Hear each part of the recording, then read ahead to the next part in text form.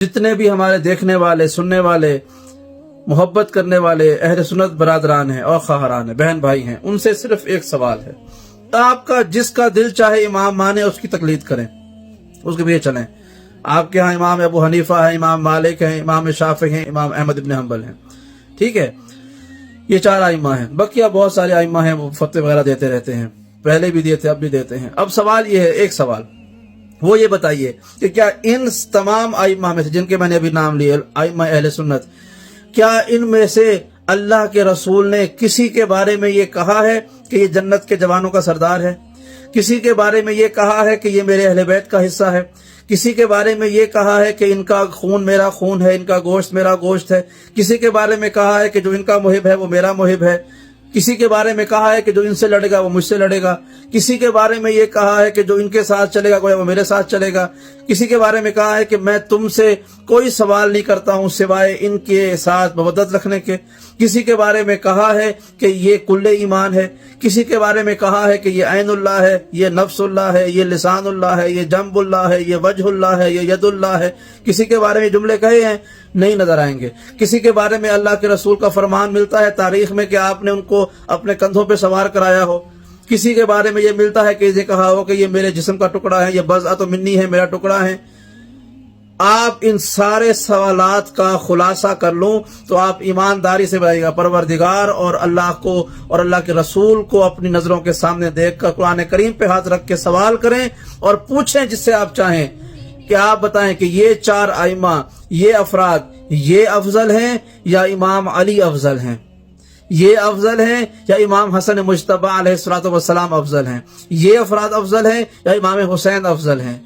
ये शख्सियात अफजल हैं, जनाब सैयदा ताहिरा फातिमा ज़हरा सलामुल्लाह अलैहा अफजल हैं?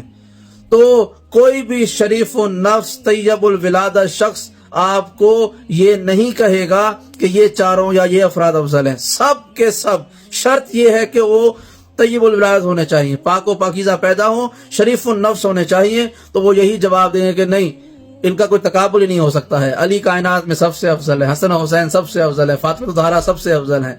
तो जब ये मान लिया कि ये सबसे अफजल भी हैं, ये अहले बैत रसूल जन्नत के जवानों के सरदार भी हैं, ये ऐनुल्लाह, वजहुल्लाह और नफ्सुल्लाह भी हैं, ये यदुल्लाह भी हैं, ये जंबुल्लाह भी हैं, ये उज़्नुल्लाह भी हैं, इनका मुहिब रसूल का मुहिब है, इनका मुबग़िज़ रसूल का मुबग़िज़ है, जो इनसे लड़ेगा गोया वो रसूल से लड़ा, जो इनसे मोहब्बत करे गोया वो रसूल से मोहब्बत करता है। इन्हें रसूल ने कंधों पे उठाया, इन्हें रसूल ने अपना जिस्म जान और रूह का टुकड़ा कहा, इनके बारे में कहा ये जन्नत के सरदार हैं। तो फिर आप क्यों इनके दरवाजे को छोड़कर किसी ऐसे शख्स के दरवाजे पे चले गए हैं जिसके ना माजी का पता, ना हाल का पता, ना मुस्तकबिल का पता, ना किरदार का पता, ना सीरत का पता, ना उसके अंजाम का पता, कुछ पता ही नहीं है? तो मजहूल लोगों के पास क्यों चले गए हैं? मालूम लोगों के पास क्यों नहीं आए? अब भी मौका है, आपकी आखिरी सांस तक मौका है कि आप इन दरवाजों को छोड़कर उस दरवाजे पर आ जाएं जहां अंबिया रुक के सलाम करते हैं, उस दरवाजे पर आ जाएं कि जो फरिश्तों के उतरने की जगह है। वो दरवाजा कौन सा है? वो दरवाजा बैत अमीरुल मोमिनीन अली इब्न अबी तालिब है। वो दरवाजा बैत फातिमा ज़हरा सलामुल्लाह अलैहा है। अब भी वक्त है, आखिरी सांस तक वक्त है, लेकिन पता नहीं है कि आखिरी सांस कब आएगी।